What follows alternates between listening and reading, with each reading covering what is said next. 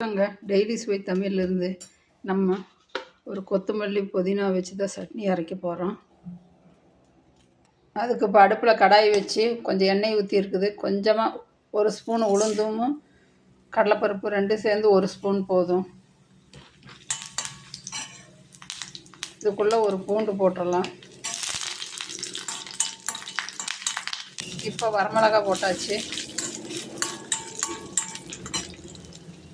இப்போ புதினா கொத்தமல்லி,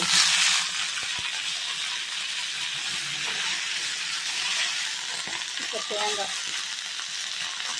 இதுக்குள்ளே கொஞ்சமாக புளி, உப்பு.